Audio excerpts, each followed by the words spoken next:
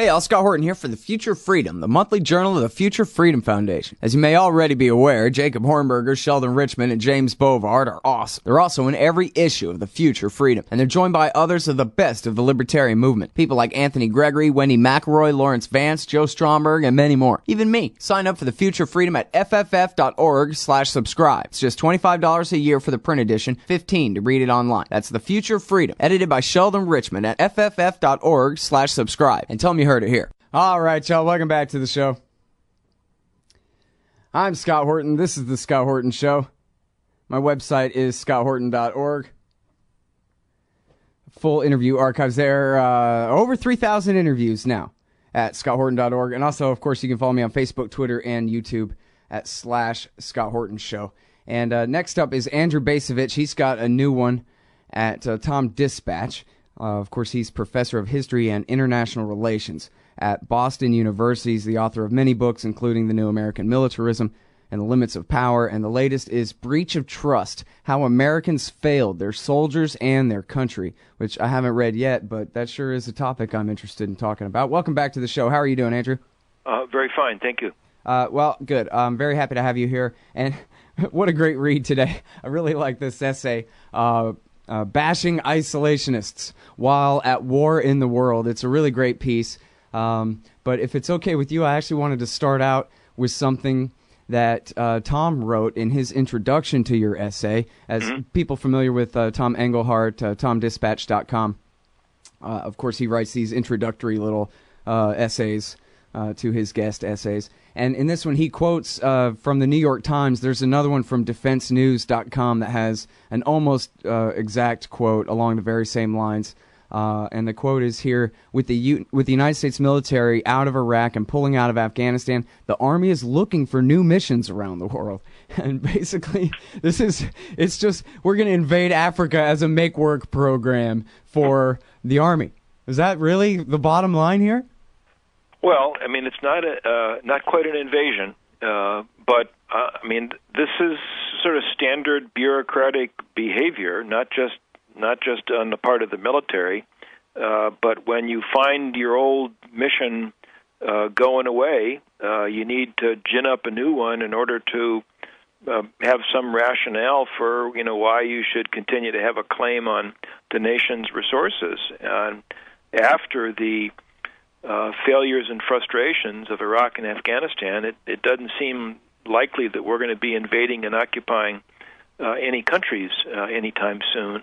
And so the Army, my old service, finds itself trying to justify its existence. And so the latest idea, which I find troubling, to put it mildly, is not that we're going to invade African countries, but we're going to be sending missions to train or equip or advise or work with the indigenous forces in sub-Saharan African countries, supposedly because that will enhance their ability to resist terror. I fear that the effect will be to involve us in problems that we don't understand, can't handle, and that in effect our mucking around is going to probably lead to some larger military involvement down the road. Yeah, and I'm sorry about that, because I was certainly using the phrase invasion loosely, if not lightly. It's only because I had in mind the piece by Nick Terse, also at Tom Dispatch, just 2 weeks ago, I think, about the military's humongous, or I forgot exactly his term, gigantic light footprint, that it almost amounts to an invasion of the entire continent when you look at how far and wide, and it is, again, small numbers and mostly at the invitation of the local governments, training forces and these kinds of things. But it's just, wow, it is a gigantic new project here, much, maybe even more so than the Asia pivot is the Africa pivot here, no? Oh, I think you're exactly right. And, one of the things we should ask ourselves is, what are the interests that are at risk? There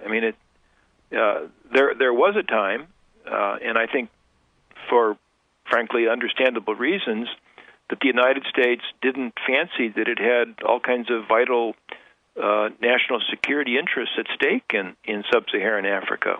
But now suddenly, apparently, we do. And that finds expression in this greater willingness to send U.S. forces there. And apart from the bureaucratic interests that are being served, it's difficult for me to see what are the strategic interests. And it ought to be strategic concerns that shape our military policy. Mm-hmm. Well, I have an idea that maybe there are strategic concerns, just not good enough ones, namely keeping China out. That at some point, if we ever have a conflict with China, we've got to be able to control every drop of oil on the planet so that they can't get it, that kind of thing. More than because that's what Houston wants, although maybe that's what Houston wants too. Well, I think you can make an argument that we have an interest in keeping China out, or maybe minimizing the influence or limiting the influence they would wield. But the question is whether or not sending in U.S. forces is the way to do that. My understanding, and it's not a very deep understanding, is that China's growing influence in places like Africa stems from the fact that they offer things that Africans want, that they have programs to build infrastructure, that they are making investments in the exploitation of African natural resources, particularly mineral resources. So if you want to counter Chinese influence, then it seems to me you need to play the Chinese game and do a better job of playing it than they are. And again, sending in a bunch of missions of U.S. forces seems to me to be not particularly relevant to that issue. Hmm. Well, I guess you're just an isolationist or something if you don't want to control everything in the world. You know, when I read your essay this morning, I was reminded of a thing I read. Yours is, you're just picking on the New York Times here, and boy, you just pick a hole right through them. But I was remembering one from Newsweek from, say, 1998 or 99 or something, and they actually had a picture of the dark, shadowed corner of a dingy room. And then the headline was, "Will the American people retreat and cower into the shadows of isolationism, or will we face the brave new 21st century, tall and proud?" And I mean, it was really like that. You're just weak, and you're just afraid, and you just don't want to lead, and so get the hell out of the way if you don't want to take over the whole planet. Professor Bacevich, come on. Well, yeah, and I mean, that argument, which is made repeatedly, is one that is intended to discipline the American people, I think, to suppress any serious debate or consideration of alternatives, and therefore to perpetuate this notion that we have to exercise global leadership primarily by relying on the military instrument. And it's a shame that it works so well. And it's really a travesty that so many institutions like the New York Times engage in this kind of practice. Well, you know what's kind of funny about it to me is how hollow it rings, especially now. And I guess it is still very effective, on some. But, if you stop and think about it for a minute, come on, nobody accuses Brazil of being isolationists because they're not out invading and toppling and regime changing and leading everything. They're minding their own business. They're doing what a normal nation would. But for any American to want that, I mean, well, I'll put it this way. I would say there are actual isolationists in this country, the very crankiest guys in the comment section at the American Conservative magazine, but I wouldn't even say the writers there. I mean, even the paleocons they're very anti-war, but they're not even really isolationists, even favoring trade restrictions. Well, that doesn't really make them isolationists. There are very few who really are. I think you're right, but I think you put your finger on the key issue that a normal nation doesn't necessarily have to strike the posture that we habitually do. But remember, in the eyes of many, many Americans, to include people who congregate in and around Washington, we're not a normal nation. We're different and we're special. And in order to demonstrate that specialness or to fulfill our special mission, the argument is made. That's why we have to established this kind of global posture. If we were able to simply acknowledge that we are one nation among many, the nation we happen to love, but we are one among many, then it would become easier, I think, for us to evaluate things from a pragmatic point of view. Where do we need to be, and where do we not need to be? Where do we need to exercise our power, and where are we foolish to try to employ our power? And to make decisions based on pragmatic considerations rather than what are, in essence, vast imagined ideological claims, which seem to be impossible to eliminate, even when our vast claims, for example, in the wake of 9/11, end up creating such catastrophes for ourselves and for others. Mm-hmm. Well, I picked up on one thing here. I could be off, but it was something I thought of when I was reading your essay. Was that, you really focus on how they always call it. Oh, and you go back for decades here. The isolationists. Oh, you're all a bunch of pro-Hitlerites or cowards or whatever you are. But it's always the new isolationism. And it occurred to me that, in a sense, what they're doing there is they're trying to deny any continuity. That this is really, there is a peaceful tradition in America. It's just we never win the peaceniks.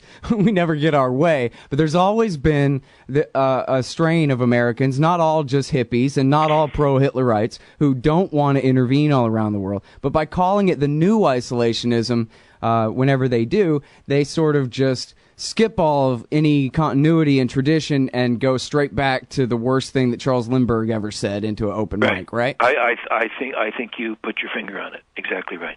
Yeah. It's funny about that, how it really, I'm a George Carlinian at heart when it comes to all this stuff, and the manipulation of language is just so powerful, the way an entire massive kind of subtle screw job, brainwashing of people, manipulation. Brainwashing's a little strong, too harsh, but it gets to the point that there are certain terms which are privileged, even if there's no real empirical justification for them, and there are other terms that simply are not allowed in discourse. And I'm not one of these guys who think there's some kind of a big conspiracy in the mainstream media.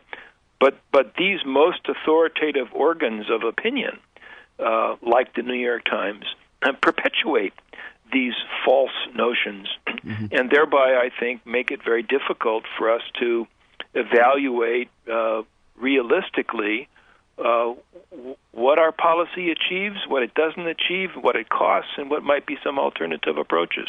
Right.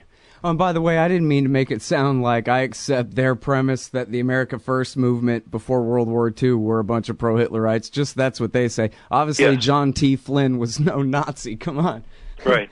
Those were American patriots there. But I realized that it sounded for a minute like I was accepting their premise. No. Yeah. All right. Anyway, listen, I know you've got to go, but I really appreciate you coming back on the show, and I'm going to try to make it a point to read your book, because I certainly agree, without even getting into it, that this whole foreign policy amounts to a betrayal of the soldiers that are sent out there to do it, most of whom believe that they're doing the right thing for God and country and all that kind of stuff. And so I want to get it and read it and interview you about it. I hope I can soon. Thank you very much, I enjoyed this conversation. Thank you very much. Thank you, sir. All right, everybody, that is Andrew Bacevich, again, professor at Boston University. And you got to read this thing. It's really funny history here. Bashing isolationists while at war. Every time America is bombing somebody in the New York Times is writing how America is just backing down from the world and whatever's going to happen without our leadership. Hey, Al Scott here. Ever wanted to help support the show and own silver at the same time? Well, a friend of mine, libertarian activist Arlo Pignatti, has invented the alternative currency with the most promise of them all. QR Silver Commodity Discs. The first ever QR code 1-ounce silver pieces. Just scan the back of one with your phone and get the instant spot price. They're perfect for saving or spending at the market. And anyone who donates $100 or more to the Scott Horton Show at scotthorton.org/donate gets one. That's scotthorton.org/donate. And if you'd like to learn and order more, send them a message at commoditydiscs.com or check them out on Facebook at /commoditydiscs. And thanks. Hey y'all, Scott here. Man, I had a chance to have an essay published in the book Why Peace, edited by Mark Gutman, but I didn't understand what an opportunity it was. Boy, do I regret I didn't take it. This compendium of thoughts by the greatest anti-war writers and activists of our generation will be remembered and studied long into the future. You've got to get Why Peace. You've got to read Why Peace. It features articles by Harry Brown, Robert Naiman, Fred Bronfman, Dahlia Wasfy, Richard Cummings, Karen Kotowski, Butler Schaefer, Kathy Kelly, Robert Higgs, Anthony Gregory, and so many more. Why Peace? Because war is the health of everything wrong with our society. Get Why Peace down at the bookshop or Amazon.com. Just click the book in the right margin at scotthorton.org. Hey, y'all, Scott here, hawking stickers for the back of your truck. They've got some great ones at libertystickers.com. Get your son killed, Jeb Bush 2016. FDR, no longer the worst president in American history. The National Security Agency, blackmailing your congressman since 1952. And USA, sometimes we back Al-Qaeda, sometimes we don't. And there's over 1,000 other great ones on the wars, police, state, elections, the Federal Reserve, and more at libertystickers.com. They'll take care of all your custom printing for your band or your business at thebumpersticker.com. libertystickers.com. Everyone else's stickers suck. Why does the U.S. support the tortured dictatorship in Egypt? Because that's what Israel wants. Why can't America make peace with Iran? Because that's not what Israel wants. And why do we veto every attempt to shut down illegal settlements on the West Bank? Because it's what Israel wants. Seeing a pattern here? Sick of it yet? It's time to put America first. Support the Council for the National Interest at councilforthenationalinterest.org and push back against the Israel lobby and their sock puppets in Washington, D.C. That's councilforthenationalinterest.org. Hey, y'all, Scott here for MyHeroesThink.com. They sell beautiful 7-inch busts of libertarian heroes Ludwig von Mises, Murray Rothbard, Ron Paul, and Harry Brown. I've got the Harry Brown one on the bookshelf now. Makes me smile every time it catches my eye. These finely crafted statues from MyHeroesThink.com make excellent decorations for your desktop at work, bookends for your shelves, or gifts for that special individualist in your life. They're also all available in colors now, too. Of course, gold, silver, or bronze. Coming soon, Hayek, Hazlitt, Carlin. Use promo code Scott Horton and save $5 at MyHeroesThink.com.